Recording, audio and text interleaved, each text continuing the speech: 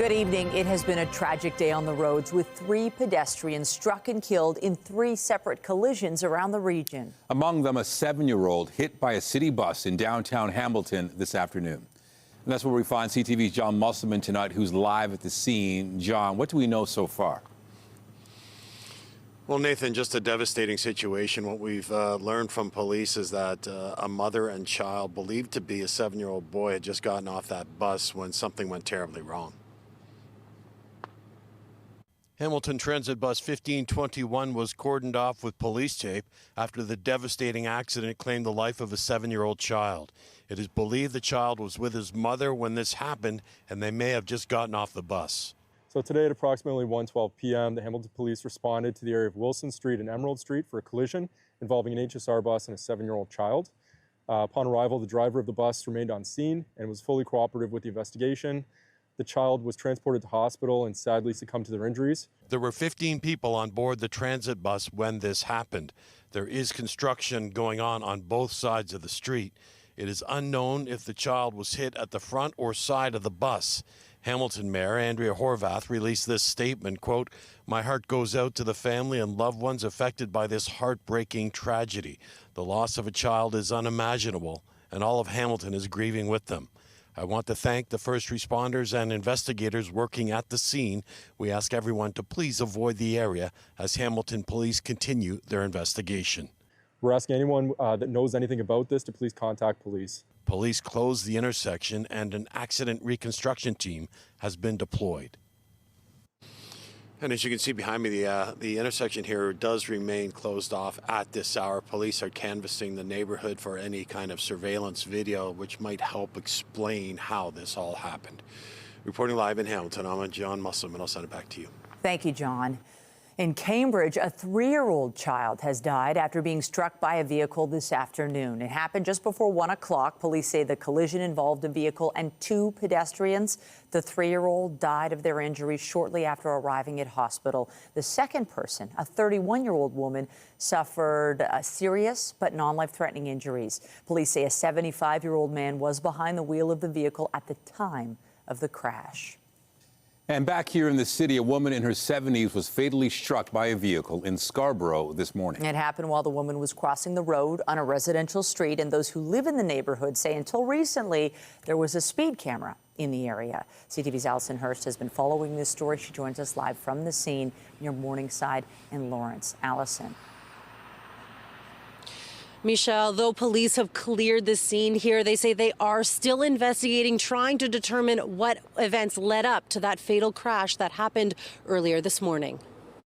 Cars pull up to the intersection of Coronation Drive and Homestead Road. A person comes into view. They begin crossing Coronation, and that's when they're struck. I heard a couple of sirens, as well as, I believe, somebody being hit by a truck. I saw somebody on the floor. Police say a 74-year-old woman was hit and rushed to hospital with life-threatening injuries, where she later was pronounced dead. The driver of the vehicle remained on scene and is cooperating with the investigation. Police say it happened just after 8:20 this morning. We will look into all the factors that may have led up to this accident at the time, as towards whether or not this is an area in particular that might be something that we have to look into. Again, that's something we'll take care of with our investigation. The intersection only has stop signs on Homestead Road. Coronation Drive, which turns into a school safety zone, does not. I'm not sure if the car just didn't see, or maybe the lady didn't look both ways. This happened roughly 1 to 2 blocks away from Alexander Dumas Academy at a time when people would be going to work or taking their kids to school. Definitely not something you expect, especially because we used to have this speed cameras actually right before the school that's here. City staff extend their condolences, adding the site of the collision was approximately 280 meters from our previously stationed mobile automated speed enforcement camera, which issued 2,432 tickets between October 2024 until it was removed following provincial legislation that came into effect in November 2025. The police have said that they haven't concluded the investigation as to what the cause of the incident and the death is. As we know, speeding kills. And speed cameras save lives, and that's why at City Council we argue to keep speed cameras on. Nathan Shan is the councillor for this area, and he says he's working to try and improve the safety in this area. So I think it's important for us to be expansive than to be restricting our options. The investigation is still underway. Police drove the damaged vehicle, revving the engine and stopping it on the other side of the intersection. They have still not issued a cause. CTV News has reached out to the Minister of Transportation for comment, but we did not hear back. Reporting live, I'm Allison Hurst. Back to you in studio. Thank you, Allison. Also tonight, gone but never forgotten. Police cracked 3 cold cases linking decades-old murders to the same man. How investigators uncovered a serial killer who will never be held to account. We have more news in a moment, but first a look at the forecast. Here's a live look outside this hour. It's another chilly night, and don't forget sidewalks and roads are still slippery in many areas, so be extra careful. Lindsay Morrison is in Markham tonight at the Pride of Canada Carousel. Ooh, a wonderful stop in our Toy Mountain campaign, our 30th annual, and I can hear the music already, Lindsay. Oh, Michelle and Nathan, this is a favorite of ours. In fact, you can hear the music. Take a look at these beautiful singers. Oh, they're doing a great job getting us kicked off here as we begin to build a toy mountain. And we have so many wonderful friends here. I'm going to begin with you. You're from NXT. Tell us about the contribution you're making tonight. Absolutely. We know that not every children and family has an opportunity to provide for their children this winter, and we're just happy to give back to the community who's always given back to us, so we're happy to donate. Thank you so much. I see you have tons of toys there. We appreciate that so much. I want to introduce you to Love Like Afton. This is a group that's made a donation to Toy Mountain in the past. Tell me a little bit about the legacy for Afton and what you are all doing. So we're here today to donate toys on behalf of Afton, who's our nephew, who 6 years ago died from carbon monoxide poisoning while boating. So we'd like to raise awareness that there are dangers in outdoor boating, that there are carbon monoxide dangers. So that's why we're here. And so in his memory, you're donating a few hundred toys to kids about in need. 300 toys, yeah. Wonderful. Thank you so much. Let's hear it for these two groups. So fantastic. Getting our night in Markham kicked off so beautifully. And it's a chilly night tonight. Let's take a look at our current conditions, beginning with the temperature. My goodness, it is -7 degrees right now, and it feels like -16. So everyone's bundled up appropriately because, yes, it is a little bit chilly. Here's a look at the current winds. They're coming out of the northwest, little breezy as well. On the satellite and radar, we can see that the winds are still contributing to some lake effect snow. There are still a few snow squall warnings in place, orange level alerts, moderate impact, and high confidence that some areas will see 20 to even 40 centimeters of snow. We had less in the way of snow today. We might see a few flurries out there tonight. Look at that forecast, overnight low -10 degrees. It's a little bit chilly out here, but we've got very warm hearts as we continue to build a toy. And we'll continue listening to the beautiful music over here. Nathan and Michelle, I'll touch base with you soon. Thanks, everyone. Thank you, kids. Beautiful voices there. And still ahead, stranded all night on a train. Via Rail passengers sound off after getting stuck for 12 hours in the freezing cold in Brockville. 3 women murdered over the span of 15 years, and Toronto police say one man was responsible for all of their deaths. Investigators from the OPP and Toronto police announced they've linked the homicides and the man responsible using DNA technology. CTV's Janice Golding is live tonight with more on the investigation. Janice. Nathan, Toronto police and the OPP say a man known to them and who had a history of sexual assault is the person they believe responsible for a series of historic homicides, and they're afraid there could be more victims. Toronto police say they've solved 3 cold cases dating back decades, but say the man responsible, Kenneth Smith, is long gone, dying in 2019. His death means he will never be held to account in a court of law, and we recognize the impact that has on families who have waited so long for justice. The victim's 25-year-old Christine Prince, who was last seen in June 1982 on a streetcar in St. Clair West near Wychwood. 23-year-old Claire Sampson, meanwhile, was last seen in September 1983 near Jarvis and Gerrard. And then in July 1997, nearly a decade and a half later, 41-year-old Gracelyn Greenidge was found dead in her Driftwood Avenue apartment. These women were never forgotten, and it is because of the commitment of so many that we are able to give their loved ones at least one crucial answer today. In 2016, the National DNA Databank would match DNA from the Prince and Sampson murders to an unknown male profile. No one in their lives linked them together, and even the manner of their death was different. The only thing that linked them was the offender's DNA. The next year, the Center of Forensic Sciences linked that same offender to Greenwich. The tech was limited at the time, however, and it wasn't until this year that genetic genealogy technologies helped investigators find relatives of the offender, conclusively identifying Smith on December the 3rd. He had been incarcerated at least once before the first two murders and twice before Graceland's murder. Smith had a history of sexual assault and was known to police, and lived and worked in Toronto at the time of the murders. Now investigators believe there may be additional victims. Anything that we can gather, anything that we can put together, anything that we can find out where he was, we can look for unsolved cases in those territories and see what we can do with that. Police say Smith, who meets the definition of serial killer, relocated to Windsor, Ontario in 2013, dying there at the age of 72 6 years ago. Police are encouraging anyone who has any information about Smith to contact them, saying there could be other victims and families who deserve answers. Reporting live from Janice Golding, now back to Michelle and Nathan. Thank you, Janice. We have breaking news. One person is dead after a police-involved shooting in Mississauga this afternoon. Police responded to a townhouse on Greensboro Drive near Winston Churchill and Britannia around 2:30 p.m. Peel police say the call, which was called in originally as a stabbing, ended with an officer-involved shooting. A person was removed from the home and placed on a stretcher with first responders performing life-saving measures. But police say that the person has since died. Police also say Ontario's Special Investigations Unit has been notified. We'll have more on this developing story tonight at 11:30. One person has been seriously injured in a house fire in Ajax. Firefighters were called to the home on Angier Crescent near Harwood and Bailey around 6:15 this morning. Police say one male was rushed to hospital with serious injuries. There's no word on any other injuries from this house fire or the cause at this point. Toronto police, meantime, are investigating after a body was found inside a car parked near the entrance to Humber River Hospital's emergency department. Police were called to the hospital last night just after 6:30. Paramedics say a man was found inside a black sedan. He was pronounced dead at the scene, and the coroner's office is now investigating. And it's not known just how long the body and the car were there. And 3 Caledon men have been arrested in connection with a tow truck-related shooting in Brampton. Peel police say they're still searching for at least one remaining suspect. Officers say the incident involved 2 groups and took place October 7th, just before 11 p.m. near McVean Drive and Castlemore Road.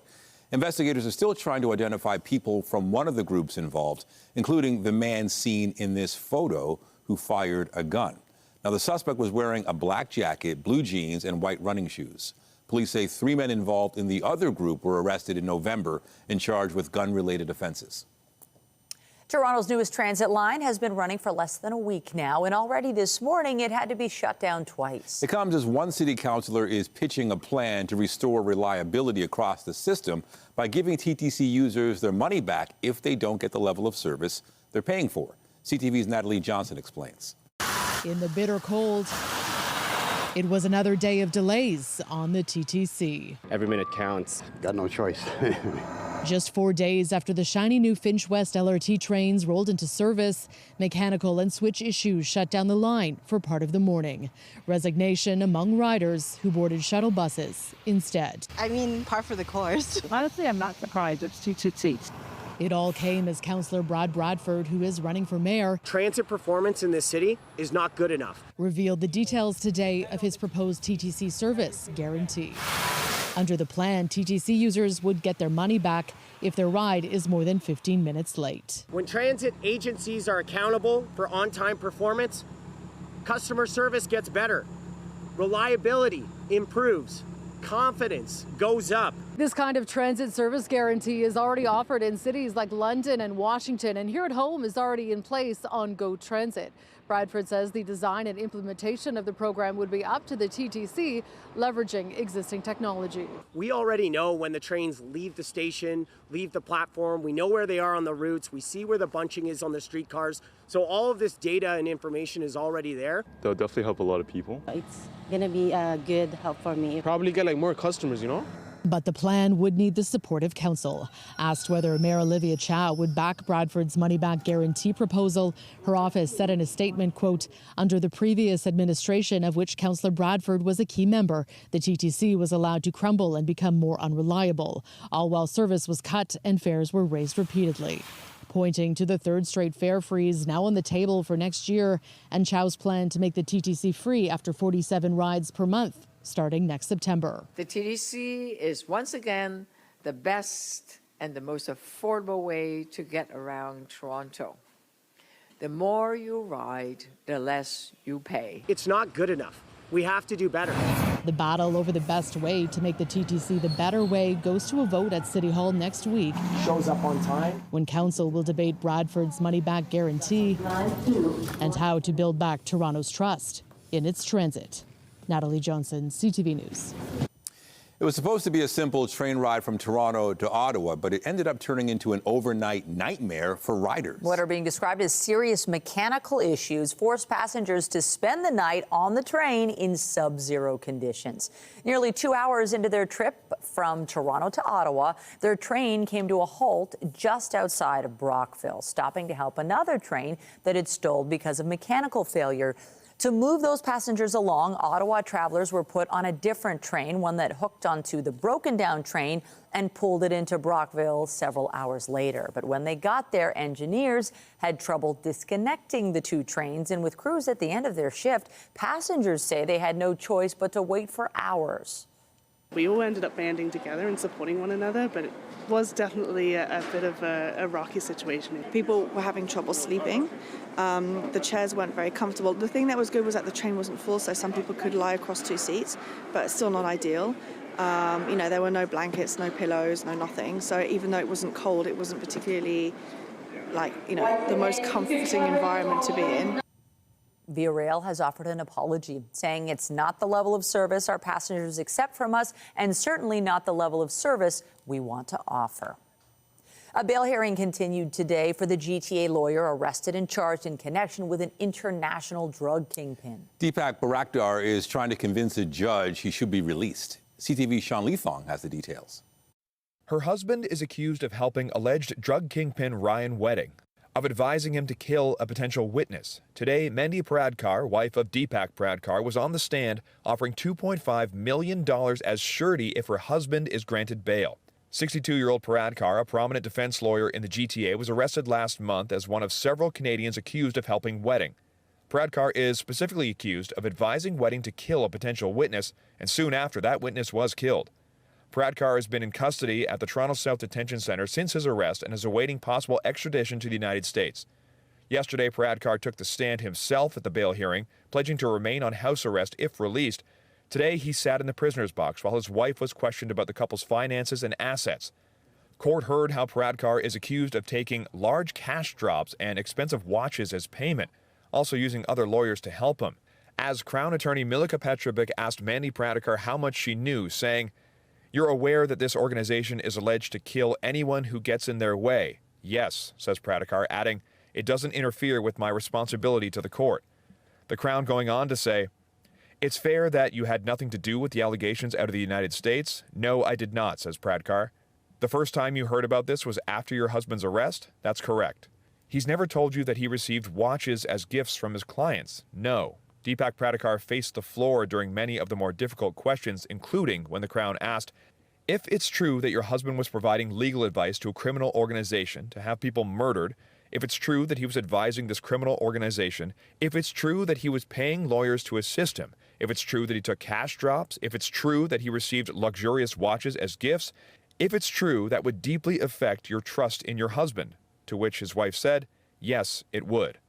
The FBI announced the arrest on November 20th, alleging that Pradkar was key in Wedding's operation, which trafficked drugs from Colombia through Mexico into the United States and Canada.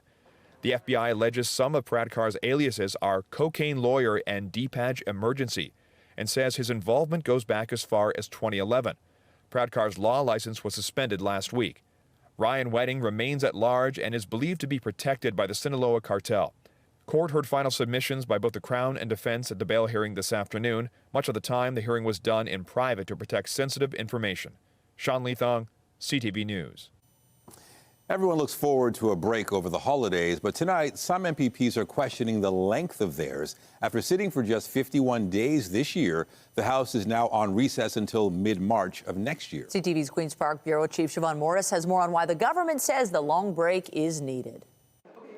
There's no holly, but the halls of Queen's Park are very much decked for the holidays. On this last day of this abbreviated session, the same steady drumbeat that has pounded the last 7 weeks. The minister handpicked conservative insiders to receive government funds. The Labour minister hammered daily, called on to resign over the Skills Development Fund. Every dollar goes to training. It's in the guidelines of the publicly accessible funds. With question period over for the year, Merry Christmas, Happy Hanukkah. The Premier stressed the responsibility MPPs have to the people they represent. And when we work together, we can do incredible things, even though we disagree. But politicians won't be all in one place to collaborate for a very, very long time. After only 51 days in the legislature in 2025, the House is on break until March 23rd. That's crazy.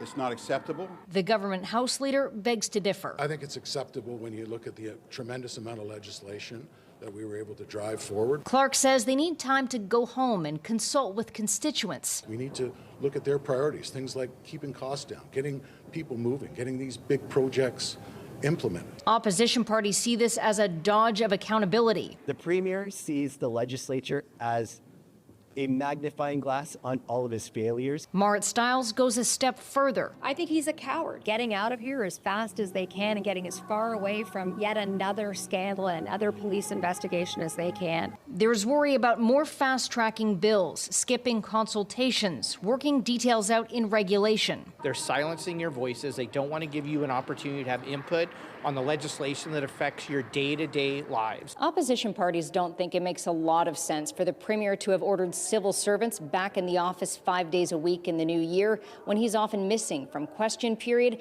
and the House is on recess until spring. At Queen's Park, Siobhan Morris, CTV News.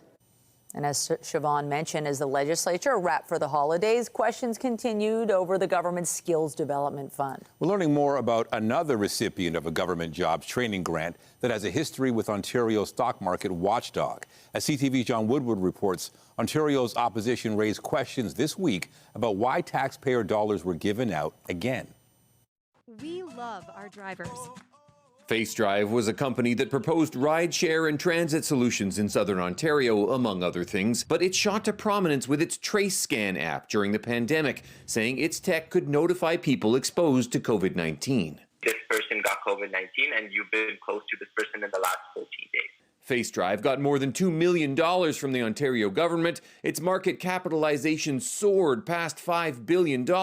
Then it collapsed to pennies a share. The Ontario Securities Commission later alleged FaceDrive, by then rebranded as Steer, had misled investors with contradictory and misleading news releases that made promises it couldn't deliver. Part of the settlement, then CEO Sayanthan Navaratnam had to pay $75,000. Navaratnam is the president and sole director of Connex Telecommunications. That company got grants from the Skills Development Fund to develop AI tools for use in call centers. Connex told CTV News in a statement the purpose of the Skills Development Fund is to support Ontario hire, train, and retain workers. That is why we sought support, and that is why we received it. Full stop. We met the criteria. Something that politicians grilled Labour Minister David Piccini on this week. Surely the Minister of Labour would have known Mr. Navaratnam's history of misleading the public and investors, and yet still this Minister of Labour decided to hand them millions of taxpayer dollars again. Every program, project and proponent are assessed prior to funding speaker. It's just the latest development in a scandal that has gone on for months over the $2.5 billion program's grants to a variety of organizations with connections to the governing PC party, including the Premier. Ontario's Auditor General found political staff were picking where money went in a way that wasn't transparent, fair, or accountable. That was back in October. Premier Doug Ford still stands behind Labour Minister David Piccini. John Woodward, CTV News. And I'm Pat Foran. Coming up on Consumer Alert, if you still have some holiday shopping to do, maybe you have gift cards on your list, but we're hearing from people who either gave or received gift cards that turned out to be completely empty. I'll have that story. That's just ahead. We are here at the Pride of Canada Carousel in beautiful Markham. This is one of the jewels of the community, and I want to talk to some other wonderful people. Slava, you are a first-time donor to Toy Mountain from Nerdvana. Tell me what it is that you did tonight. It's our first time donating. We have a trading card shop in Markham. We have a great community, and we basically floated the idea of let's do a nice toy drive for everybody for Christmas. And our community came together, and we're happy to be doing it for the first time, and we'll continue doing it from there on out. Thank you so much. No doubt you're inspiring someone at home to do the same. Christina, thank you for having us here at the Carousel. We love it here, and this is 7 years now? 7 years of hosting this event here, and we're so thrilled to have everybody in the community come out and donate toys to Toy Mountain, including all of our retail tenants nearby. So. Look at this wonderful donation. Thank you to all of the retail tenants and to wonderful Markham as well. York Region Grace Lions Club. Let's hear it for these guys. Longtime supporters. Aaron, yes, nice to see you again. Nice to see you too. You've brought a donation tonight, a big one. Yeah, so we've upped it from last year. So last year we did $500 worth with a donation, but this time we're $1,000 and $500 worth of toys. Hey, York Region Grace Lions. Thank you, thank you, thank you. This is so wonderful. And of course, Mayor of Markham, Frank Scarpitti, thank you for having us here tonight on our special 30th annual Toy Mountain year. It's incredible, yeah, 30 years. But first of all, thank you to all the groups that have participated tonight. Never ceases to amaze me, the generosity in this community. You're seeing it unfold here. And honestly, there's been so many initiatives over the past few weeks and more to go. People can still drop off toys here at the Remington Sales Center, at our fire halls. Our bylaws are also collecting food, so lots going on to help many people right across the GTA. And you brought a few things tonight, including something special. I got a gift for you, Lindsay, and the Salvation Army. You know, together, you've been at this for 30 years, and after 30 years, and because of all the generosity of so many people, I think we've built the tallest toy mountain in the world. So congratulations on 30 great years. Thank you, Mayor Frank, and we are on our way to building a toy mountain. Lots more to come, including your weather forecast after the break. Stay with us.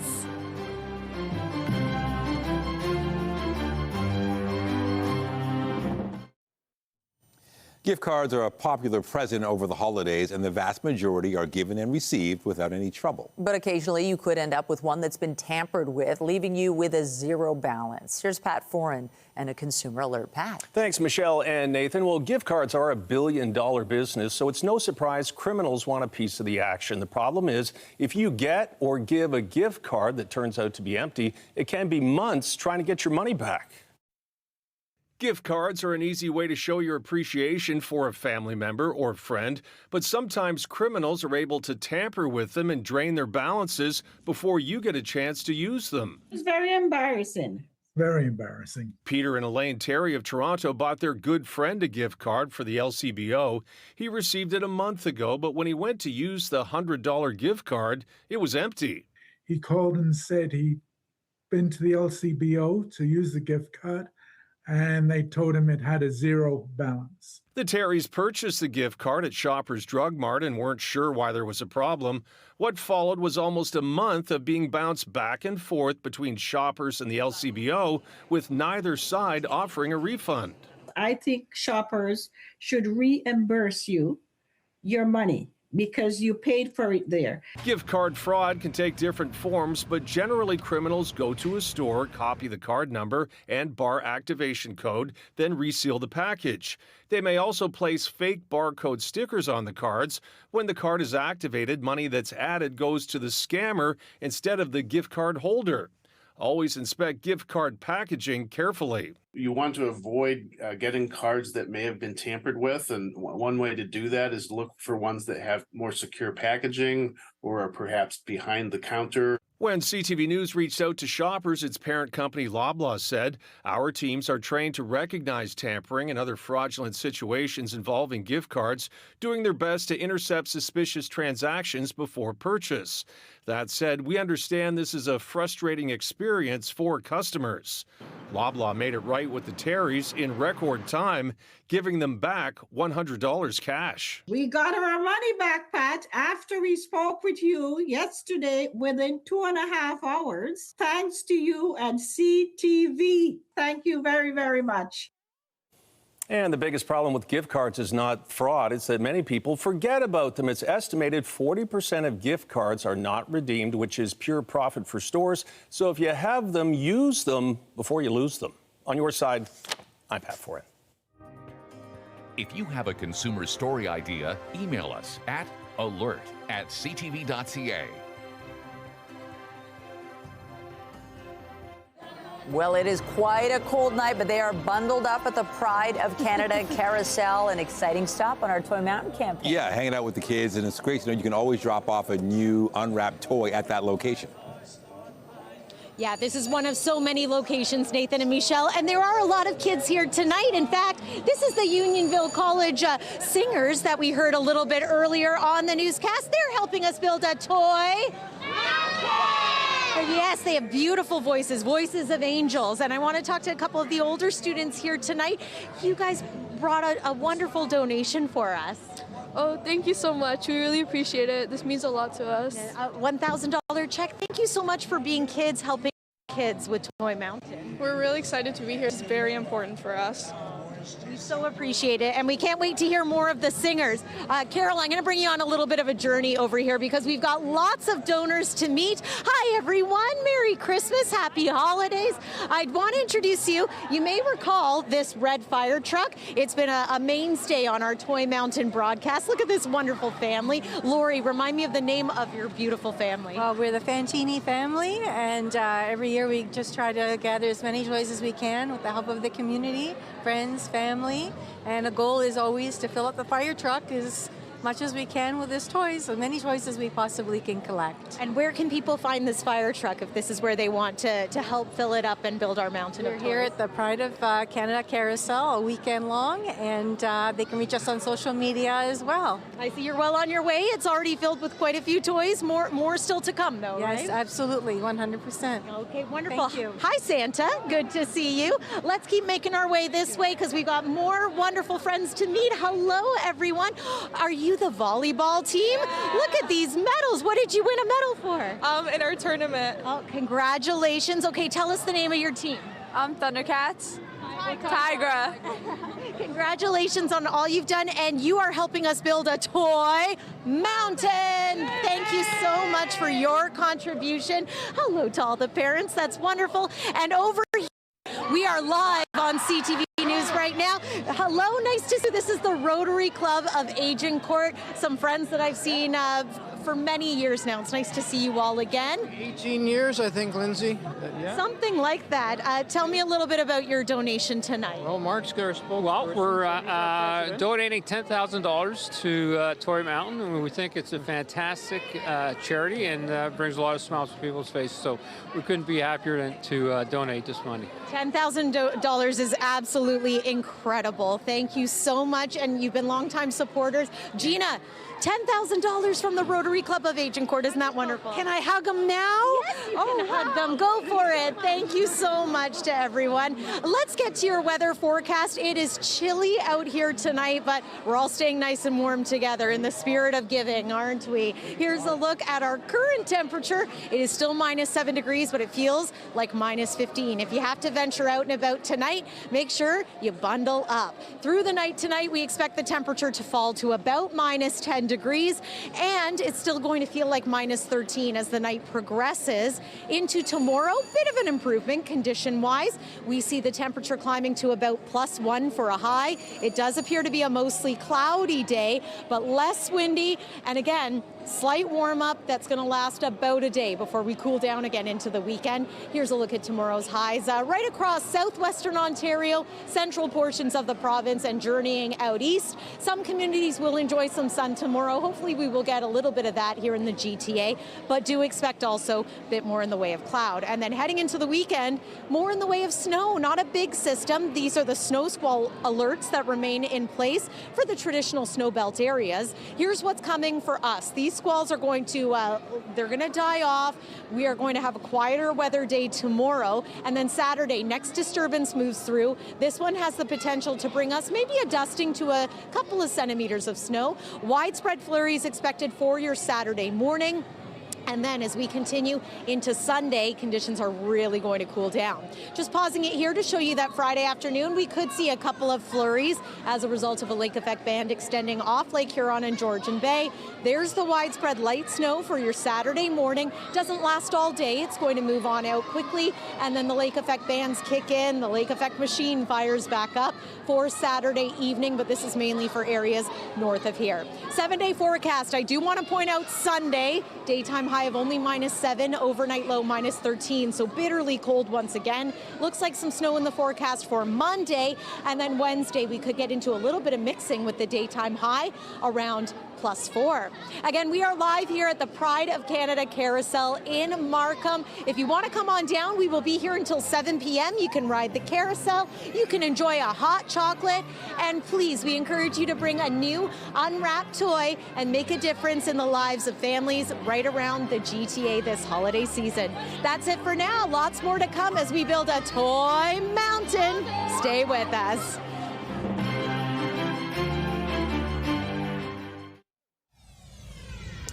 We have developing news from Ottawa, where Conservative Member of Parliament Michael Ma's announced he's crossing the floor to join the Liberals. Ma, who represents the riding of Markham-Unionville, made the announcement this evening. Ma was first elected in April's election. Now, the Liberals now hold 171 seats, 1 seat shy of a majority. Researchers at North York General and the Hospital for Sick Children say there has been a dramatic rise in the number of people going on medications to treat ADHD in Ontario. The study looked at all prescriptions for stimulant drugs such as Ritalin and Adderall dispensed in the province between 2015 and 2023. Overall, it found annual prescriptions to treat attention deficit hyperactivity disorder were up by 157% in 2023 compared to the year 2015. They accelerated in 2020 during the COVID-19 pandemic. Possible reasons include a surge in time online, increased public awareness, and the recognition of people who were previously undiagnosed. Times unveiled its 2025 Person of the Year, but there is more than just one. The magazine has named architects of AI as this year's recipients. Officials at Times say this year, artificial intelligence became a dominant part of everyday life, affecting everything from the economy to schooling. The edition of the magazine will have 2 covers. One has the letters under construction. The second features tech titans, including Mark Zuckerberg and Elon Musk.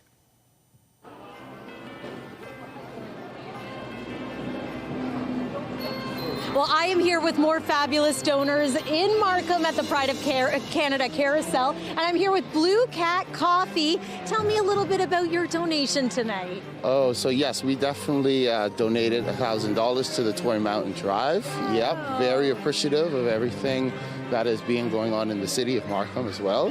And we just came here because we wanted to promote our brand new club that is opening on Birchmount, Blue Cat Coffee, as well as Blue Cat Paddle. So you kind of get to kill 2 birds with 1 stone, right?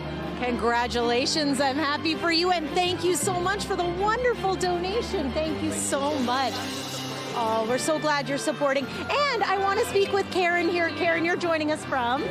We are Life Inspiration Psychotherapy, and this is our first year during the Toy Mountain. We're so excited. Oh, we're so excited to have you. We love first-time donors. Look at all these toys. And Karen, you've also brought a check for the Salvation Army tonight? Yeah, so we have 120 toys, and we also have a 1,000 check for this year, and we want to spread all our love and also peace to the world. You are spreading love and peace. Thank you so much. Thank you so much to your wonderful group over here. And come on over here. We've got another group to talk to here. This is Raptitude. And your name? Hi, this is Ras from Raptitude. Okay. This is our second year to join the Toy Mountain. We are very happy and very honored. This is very meaningful. We are not doing the business, but also giving back to the community. Absolutely, right? Yes, this is so meaningful what you're doing. Look at this crew and all of your your toys that you're donating. This is what it's all about. And a check as well for $1,000 for the Salvation Army. Yeah, it is our honor to do something like this for everyone.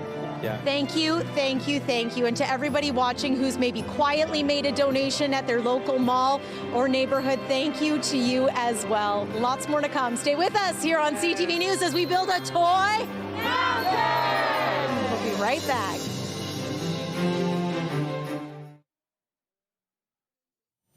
Canada exported more goods to the world than it imported in September. And that comes as a surprise given the trade war with the U.S. BNN Bloomberg's Morella Fernandez has more. In September, Canada recorded a trade surplus, the first we've seen since January. It wasn't large, only $153 million, but it was a big reversal from the trade deficit of $6.4 billion in August. Exports in September are up across several categories, including metals.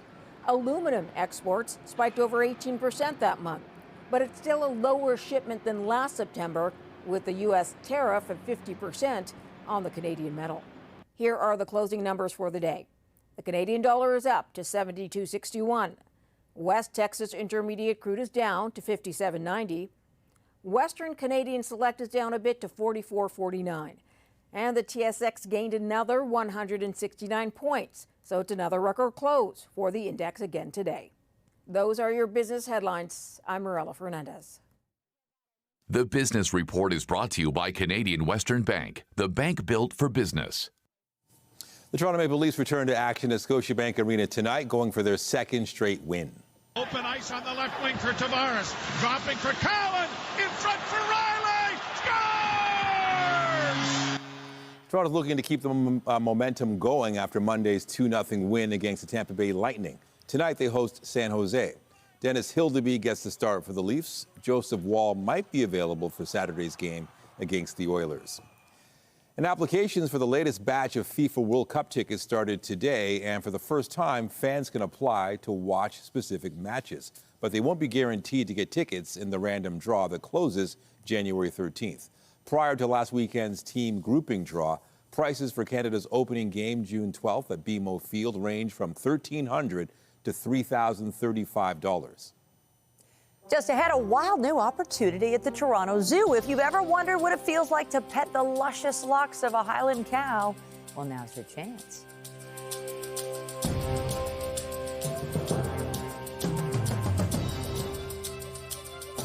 Get Toronto's top stories, breaking news alerts, and watch live. Download the CTV News app. There's something hairy happening at the Toronto Zoo, and we mean that in the best way possible. Hello. There we go. Good job. Starting tomorrow, visitors have the opportunity to get up close to the zoo's new Highland cows, Blue and Jay. As part of their Wild Encounter program, the public will get the chance to meet behind the scenes with zoo staff. And if the hairy pair are in the mood, guests can brush, touch, and feed the now one-year-old Highland cows, who are named after the Blue Jays. And it just so happens the team's mascot, Ace, was on hand today to say hi. Now, if you want to get the opportunity to meet Blue or Jay, you'll need tickets. The zoo says they also have gift cards if you want to give an encounter as a gift this holiday season.